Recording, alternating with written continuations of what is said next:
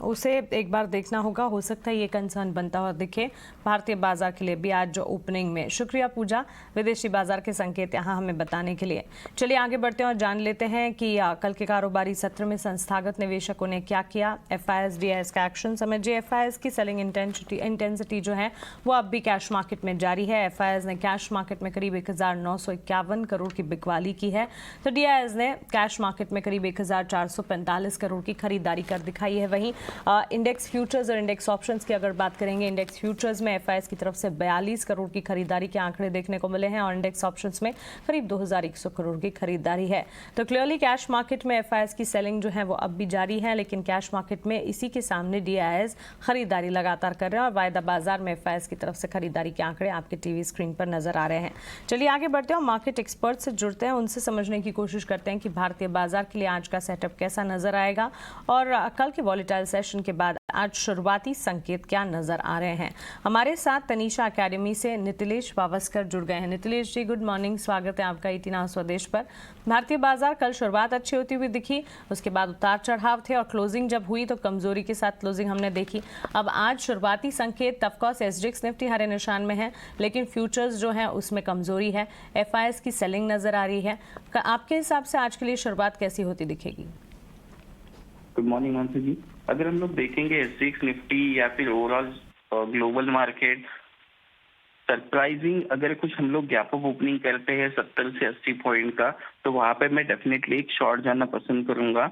लेकिन वहां पे स्ट्रिक्टली जो स्टॉप लॉस हम लोग मेंटेन करेंगे तो होगा 16,380 365 का।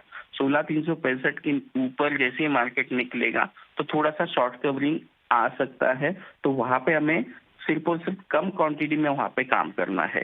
जैसे ही 16,140 जो इम्पोर्टेंट सपोर्ट जोन है निफ्टी का, इसके नीचे अगर ये ट्रेड करना चालू कर देगा तो हमें और क्लियरिटी मिलेगी, एक ट्रेंड के लिए मार्केट तैयार हो रहा है। क्योंकि इसने बार बार 16,000 से लेके 15,800 की रेंज को काफी बार टेस्ट किया है और शायद से इस बार वो रेंज को ब्रेक करने की कोशिश करेगा।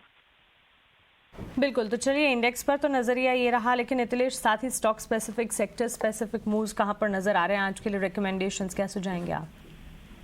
जी मैम, एशियन पेंट को हम लोग ऊपर में बेचने की कोशिश करेंगे 3180 से लेके 3185 के आसपास, और स्टॉप लॉस जो मेंटेन करेंगे वो स्ट्रिक्टली स्टॉप लॉस होगा 3230 का। और टारगेट की अगर हम लोग बात करेंगे तो पहला टारगेट होगा 31 का और दूसरा जो टारगेट होगा वो 3000 का होगा। और नेक्स्ट जो स्टॉक है वो होगा HAL का। हमें यहाँ इसमें 1810 जैसे ही ब्रेक होगा उसमें बिकवाली करना है, 1830 का स्टॉप लॉस मेंटेन करना है, 1790 से लेके 1760 ये दो टारगेट के लिए हम लोग प्लान कर सकते हैं। ओके, तो ये राय स्टॉक स्पेसिफिक आपको मिलती हुई दिख रही है। इस बीच नितिलेश, अगर सेक्टर स्पेसिफिक बाजार को समझे, कल के ट्रेडिंग सेशन में सिर्फ दो सेक्टर्स थे जो कि परफॉर्म कर रहे थे। एक आईटी जिसमें अच्छी खासी तेजी देखने को मिली थी और उसके ठीक पीछे हमने देखा ऑटोमोबाइल स्पेस में भी बढ़त के साथ कामकाज था। इसके अलावा तमाम स्पेसेस, तमाम सेक्टर्स में कमजोरी हावी होती हुई दिखी। ऑटोमोबाइल और साथ ही आईटी पर आपका नजरिया क्या होगा?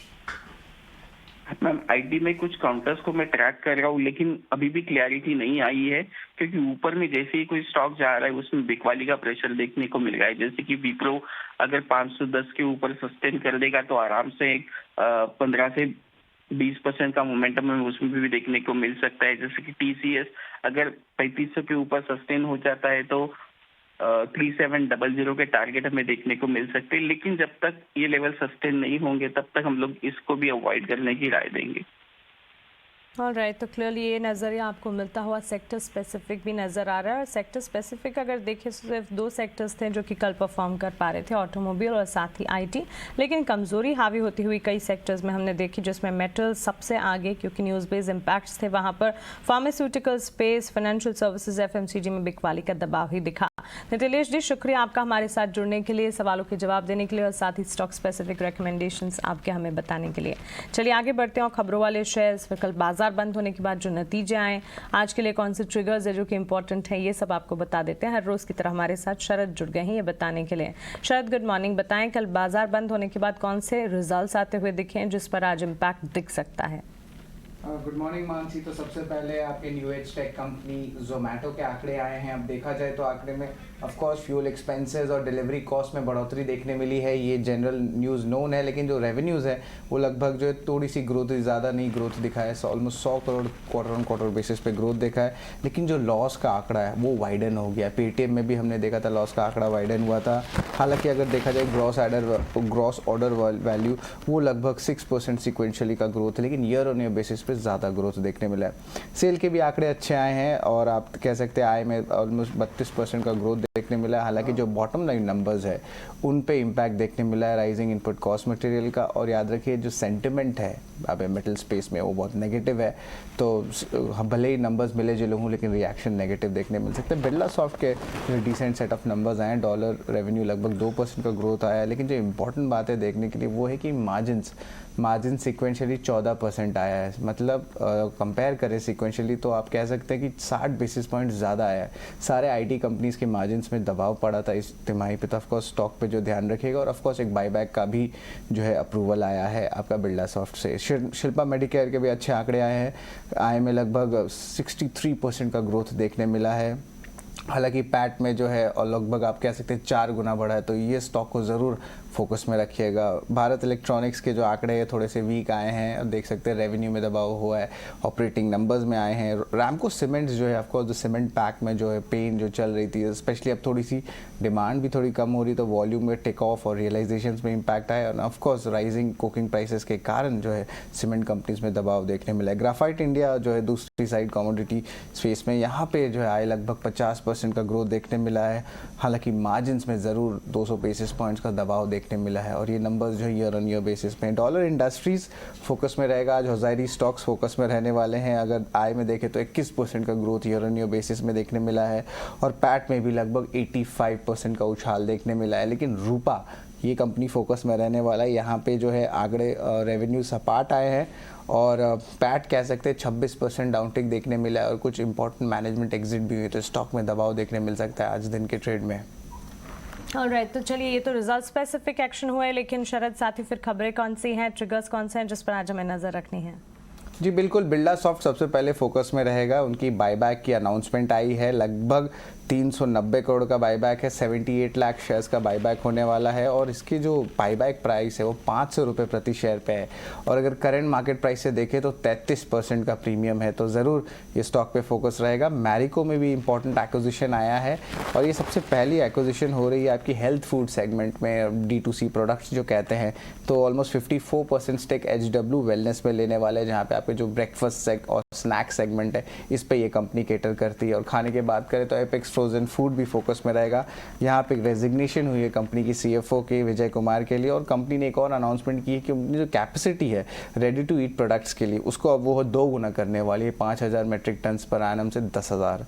रूपा में जो है 2 इंपॉर्टेंट मैनेजमेंट एग्जिट्स हुए हैं, दिनेश कुमार लोढ़ा CEO ने जो है इस्तीफा दिया है और रमेश अग्रवाल जो है वो CFO के पद से इस्तीफा दिए हैं, तो ये ज़रूर स्टॉक फोकस में रहेगा। नैटको फार्मा में भी फोकस है, जहाँ पे FMC कॉर्पोरेशन ने कंपनी के अगेंस्ट एक सूट फाइल की है और ये एक पैटेंट प्रोसेसिंग होती है उसके ऊपर ये सूट फाइल किया गया, तो ज़रूर एक डेवलपिंग स्टोरी है, इस पर हम लोग ट्रैक रखेंगे। ONGC भी फोकस में रहेगा। ये कंपनी जो है पहली भारतीय एक्सप्लोरिंग कंपनी हो चुकी है जो अब ट्रेड करने वाली है नेचुरल गैस में और ये जो है जो गैसेस है आपके जो KG बेसिन ब्लॉक में वो इंडिया गैस एक्सचेंज में जो है आप कह सकते हैं ट्रेड होने वाले हैं। ज्योति लैब्स में एक इम्पॉर्टेंट जो है हमें देखा गया फॉरेन प्लेयर्स की जो है एक एंट्री हुई है, नालंदा इंडिया इक्विटी फंड, इन्होंने लगभग 62 लाख शेयर्स 155 रुपये में देखा है तो लगभग 100 करोड़ का डील जो है किया है और एंट्री लिया है, तो स्टॉक ज़रूर आज फोकस में रहने वाला है ज्योति लैब्स। ओके शरद, आपका शुक्रिया ये सारी के सारे डिटेल्स हमें बताने के लिए। तो ढेर सारी खबरें हैं जिस पर फोकस रहेगा, रिजल्ट्स भी कई सारे हैं जिस पर आपको नज़र रखनी है। इनफैक्ट IPO स्टेटस भी हैं, आज 3 से 4 IPOs हैं, कुछ IPOs हैं जिनका आखिरी दिन है, कुछ की लिस्टिंग होने वाली है, डिलीवरी की आज लिस्टिंग होने जा रही है, इस पर नज़र रखिए। वीनस पाइप्स की लिस्टिंग आज होने वाली है। एथर इंडस्ट्रीज़ का IPO जो कि खुलने जा रहा है आज से लेकर 26 मई तक, इस पर भी आपको नज़र रखनी होगी। तो कई सारे IPOs हैं अगेन इन दी मार्केट जिस पर हमें फोकस करना है, लेकिन साथ ही कमोडिटी मार्केट्स पर, इक्विटी मार्केट्स के बाद अब कहाँ पर नजर रखनी है ये जान लेते हैं। और SMC ग्लोबल की वंदना भारती हमारे साथ जुड़ गई हैं कमोडिटी मार्केट्स पर अपना नजरिया हमें बताने के लिए। वंदना जी, गुड मॉर्निंग, स्वागत है आपका 18 आवर स्वदेश पर। शुरुआत मैं आज कच्चे तेल की चाल से करना चाहूंगी। सुस्ती हम देख रहे हैं, ब्रेंट क्रूड में करीब $113 के पास के ट्रेड्स नजर आ रहे हैं। क्या लगता है आगे चलकर एनर्जी पैक, कच्चा तेल, नेचुरल गैस कहां तक जाएगा? Good morning Mansi. मुझे लग रहा है कि आज के दिन में भी हो सकता है कि कच्चे तेल और नेचुरल गैस में हम डिफरेंट मूव यहाँ पे आता हुआ देखें।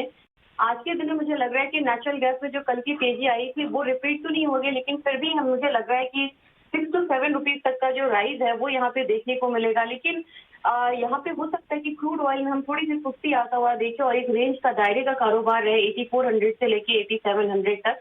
तो मेरे ख्याल से अभी जो फिगर है ये क्रूड ऑयल में मिसिंग है, चाहे वो बेरिश फिगर हो या बुलिश फिगर हो, लेकिन यहाँ पे नेचुरल गैस तो मुझे लग रहा है कि क्लियर मूव है और वहाँ पे बाइंग जो है वो वहाँ बने रहना चाहिए, कंटिन्यू करना चाहिए। और आने वाले टाइम में मुझे लग रहा है कि 690 तक के जो लेवल्स है वो नेचुरल गैस में इजिली आ सकते हैं फिर से। राइट, तो क्लियरली ये राय नेचुरल गैस पर बनती हुई। इस बीच वंदना, फिर गोल्ड सिल्वर पर आपका नजरिया क्या होगा? बुलियन मार्केट पर आज के लिए क्या करना चाहिए? जी मानसी, बुलियन मार्केट बिल्कुल दायरे में है यहाँ पे, और अगर मंथली चार्ट पे देखो तो बेयर्स सिग्नल आ रहे हैं यहाँ पे।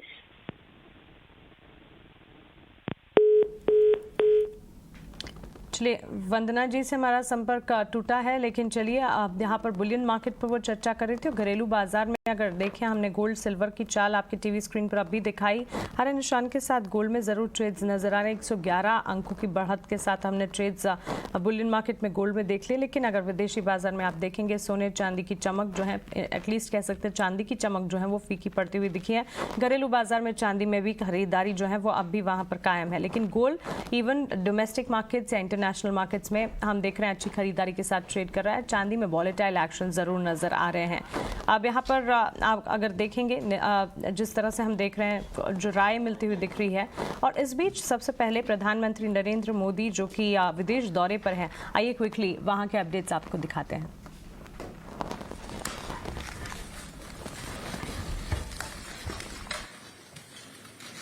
はい、モディ首相ありがとうございました。それでは続いて、バイデン大統領、ジョーよろしくお願いします。It's wonderful to be together with friends and at this transformative moment in the world, and we are at a transformative moment. Prime Minister Kishida, I want to commend you for the extraordinary leadership that over the past few months that you've shown, and for the gracious way in which you've hosted all of us. And Prime Minister Modi, it's wonderful to see you again in person. Thank you for your continuing commitment to making sure democracies deliver, because that's what this is about, democracies versus autocracies, and we have to make sure we deliver. Prime Minister Albanese, I welcome you to your first Quad meeting. Like I said, you got on a plane, you were sworn in, got on a plane, and if you fall asleep while you're here, it's okay. Because I don't know how you're doing it, but it's really quite extraordinary. Just getting off the campaign trail as well.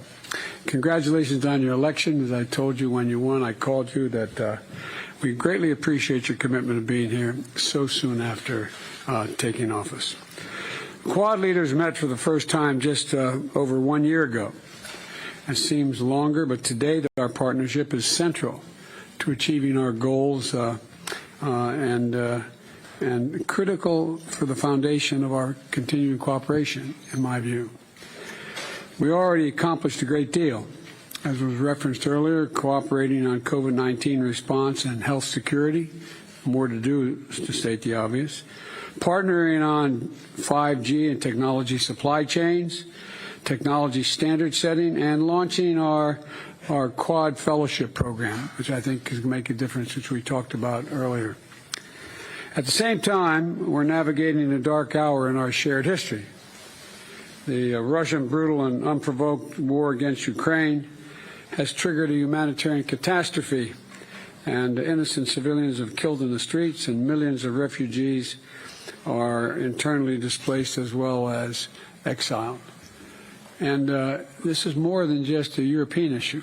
It's a global issue. The fact is that if you turn on the television, you'll see what Russia's doing now. It appears to me that Putin is just trying to extinguish a culture. He's not even aiming at military targets anymore. He's taking out every school, every church, every natural history museum, as if to try to obliterate the Ukrainian culture. And the world has to deal with it, and we are. The global food crisis is made worse by Russia's blocking Ukraine from exporting its millions of tons of grain. And also, as long as Russia continues the war, the United States will work with our partners to help lead a global response, because it can affect all parts of the world. At the same time, the United States must and will be strong, steady, and enduring partner in the Indo-Pacific. We are in the Indo-Pacific. We are an Indo-Pacific power. I was once asked by, well, I won't go into it, but I was once asked by the leader of China why I kept talking about being an Indo-Pacific power. I said, because we are. We share the Pacific, one entire side of our country, and we have been deeply involved with all of you for a long time. तो quad summit में आप देख रहे थे प्रधानमंत्री नरेंद्र मोदी। आपको बता दें, अमेरिकी राष्ट्रपति अब के साथ द्विपक्षीय बैठक, और अभी अभी आप अपडेट्स वहां से देख रहे थे। जो बाइडेन ने प्रधानमंत्री नरेंद्र मोदी के कामकाज को सराहा, और लगातार कोरोना के टाइम्स में भी जिस तरह से भारत ने अपना एक अलग तरीके का अपना परफॉर्मेंस दिखाया है, जिस तरह से वैक्सीनेशन को लेकर अवेयरनेस दिखाई है, उस पर तारीफ भी करते हुए नजर आए। चलिए आगे बढ़ते हैं और ब्रोकरेज हाउसेस की रिपोर्ट्स आपको बता देते हैं। बाजार में कई सारे रिजल्ट्स भी आ रहे हैं, रिजल्ट स्पेसिफिक रिपोर्ट्स भी आई हैं, न्यूज़ बेस्ड रिपोर्ट्स भी ब्रोकरेज रिपोर्ट्स के तौर पर आती हुई दिखी। वामाक्षी हमें ये सारी रिपोर्ट्स बताएंगी। गुड मॉर्निंग वामाक्षी, बताएं। Good morning Mansi. Morgan Stanley ने केमिकल सेक्टर पर कवरेज शुरू कर दी गई है और टॉप पिक उसमें से उनका रहेगा एसआरएफ। उनके मुताबिक मार्केट्स एक 200 से 600 बिप्स का जो आरओई एक्सपेंशन है वो अभी भी प्राइस इन नहीं कर रहा है। उन्होंने एसआरएफ का कवरेज इनिशिएट किया एक ओवरवेट के रेटिंग के साथ, और उसका लक्ष्य रखा 2757 प्रति शेयर का। आरती इंडस्ट्रीज का टारगेट प्राइस रहेगा 954 प्रति शेयर। नवीन फ्लोरिन का लक्ष्य रहेगा 4562 प्रति शेयर। इसके अलावा बैंक ऑफ अमेरिका ने दिवस पर एक रिपोर्ट बनाई है। कंपनी ने अपने चौथे तिमाही के नतीजे रिपोर्ट किए थे कल, और एक शार्प ड्रॉप नजर आया करीब 12% का इंट्राडे हाई से। बैंक ऑफ अमेरिका ने न्यूट्रल की राय बरकरार रखी और लक्ष्य रखा 4300 प्रति शेयर का। जो कस्टम सिंथेसिस का बिजनेस है उसमें काफी अच्छा प्रदर्शन रहा कंपनी का, हालांकि जेनरिक एपीआई वीक नजर आया। जेपी मॉर्गन ने जोमैटो पर ओवरवेट की राय बरकरार रखी और लक्ष्य रखा 130 प्रति शेयर का। जो फूड डिलीवरी के रेवेन्यू है और ग्रॉस ऑर्डर वैल्यू यानी कि उसमें रिकवरी नजर आई, और ग्रॉस ऑर्डर वैल्यू में मजबूत ग्रोथ नजर आई क्योंकि ऑर्डर्स वापस आ रहे हैं। इसके अलावा सिटी ने भी जोमैटो पर खरीदारी की राय बरकरार रखी और लक्ष्य रखा 80 रुपए प्रति शेयर का। एडजस्टेड ईबिटा लॉसेस है वो डिक्लाइन हुए हैं और वो अभी है 220 करोड़ पर। इसी के कारण कंपनी ने खरीदारी की राय बरकरार रखी। सीएलएसए ने एचएएल पर खरीदारी की राय बरकरार रखी और लक्ष्य रखा 1930 प्रति शेयर का। बैलेंस शीट मजबूत होते हुए नजर आ रहे हैं, और एचएएल का वर्चुअली देखे तो एक मोनोपोली बिजनेस है, जिसके कारण अभी भी उन्हें वैल्यू नजर आ रहा है। सीएलएसए ने शोभा को अपग्रेड किया है, आउट परफॉर्म की रेटिंग से खरीदारी की राय दी है और उसका टारगेट रखा है 805 प्रति शेयर का।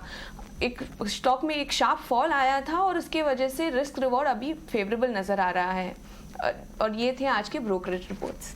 ओके वामाक्षी, शुक्रिया ये सारी की सारी ब्रोकरेज हमें बताने के लिए। तो ढेर सारे न्यूज़ बेस्ड इम्पैक्ट भी है, रिजल्ट स्पेसिफिक भी है, काफ़ी सारे स्टॉक्स ब्रोकरेज रिपोर्ट्स के आधार पर भी आज फोकस में रहेंगे, और इन रिपोर्ट्स में जो अपडेट्स आते हुए दिखेंगे वो भी हम आप तक ज़रूर पहुंचाएंगे।